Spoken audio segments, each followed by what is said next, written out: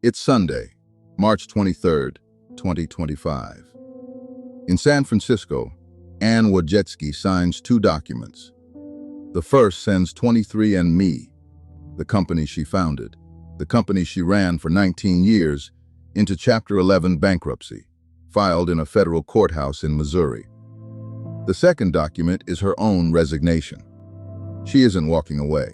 She's stepping down as chief executive so she can legally do something almost no founder has ever tried: stand in line at her own company's auction and bid. Because on the block is more than a fallen $6 billion pioneer. On the block is the DNA of 15 million people. This is the day 23andMe died. April 2006. Silicon Valley. Anne Wojcicki, Linda Avey, and Paul Cusenza found a company with a product that sounds like a magic trick. You spit in a tube, you mail it in, and a few weeks later you learn where your ancestors came from and which diseases might be waiting in your future. It becomes a phenomenon, a holiday gift, a dinner table revelation. Over its lifetime, roughly 15 million people spit in the tube, but buried in that magic trick is a flaw the company will never escape. A DNA test is a one-time purchase. You only need to find out who you are once. The customers come, they pay once, and they never come back. And so the pioneer of an entire industry posts a number that should terrify everyone. In its whole history, it never records a single profitable year. Here's the thing about a business whose customers never return: it needs a second act. And in July 2018, 23andMe finds one. Pharmaceutical giant GSK writes a check for $300 million for exclusive access to the database. The logic is seductive. Millions of genomes, searchable, consented, waiting to reveal the next blockbuster drug. The DNA kits were never the product. The database was. 23andMe wouldn't just sell you your ancestry, it would mine you and sell what it found to the drug industry. Remember that logic? It's going to come back at the very end of this story, because the partnership runs for 5 years and ends in July 2023 with a $20 million wind-down license and not one commercial drug. June 2021. The SPAC boom is at full temperature, and 23andMe rides it onto the public market, merging with VG Acquisition Corp., the blank check vehicle of Richard Branson's Virgin Empire. The deal values the company at $3.5 billion and raises about $592 million in fresh cash. On day one, the stock jumps 35%. At its peak, the market says this company, the one that has never earned a dollar of profit, is worth roughly $6 billion. And it goes shopping. November 2021, it buys the telehealth firm Lemonaid Health for $400 million. Hold that name too. But underneath the ticker, the old flaw is still grinding. Between 2020 and 2024, the losses pile up to $1.79 billion. Revenue doesn't grow into the valuation, it shrinks, at one point falling 27% in a single year to $219.6 million. A DNA company is built on exactly one asset that never shows up on a balance sheet: trust. You can reset a password, you cannot reset your genome.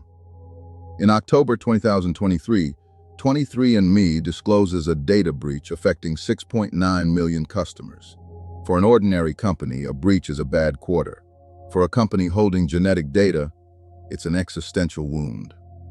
The lawsuits come, and they end the way these things end: settled. Roughly $50 million to close the American class actions, with final approval in January 2026, and a £2.31 million fine from the UK data regulator in June 2025.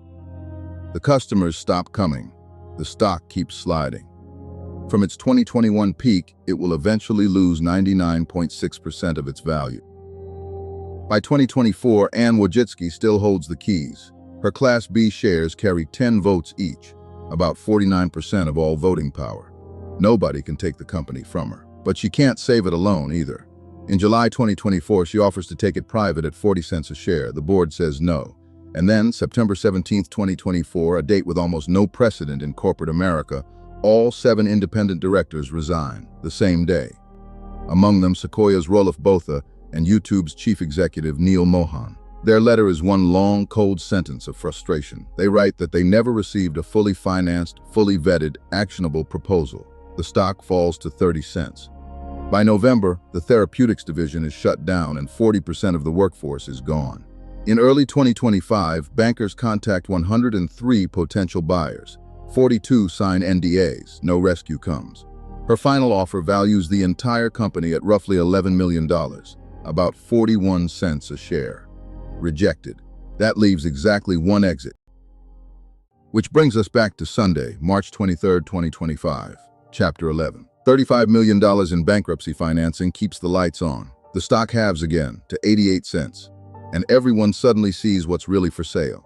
Not the brand, not the labs, the database, the genetic code of 15 million people. California's Attorney General urges customers to delete their DNA before the sale, and other states follow. In May, Congress gets a bill whose title says everything, the Don't Sell My DNA Act. May 14th to 16th, the auction. Regeneron Pharmaceuticals wins at $256 million.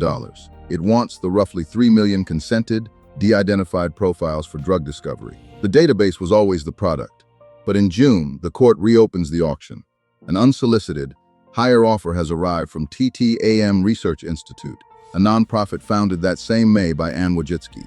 TTAM bids $305 million.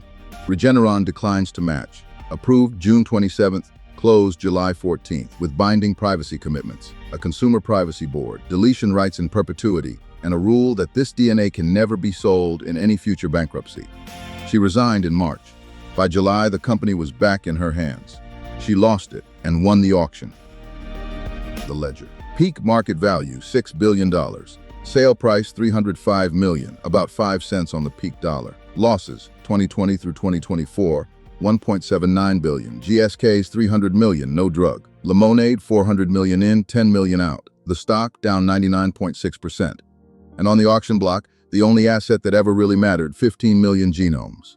The customers came once, the data stayed forever. And when everything else was gone, the only thing left to sell was the customers themselves. Every fortune has a story. Most of them end in red ink. Subscribe and I'll see you at the next collab.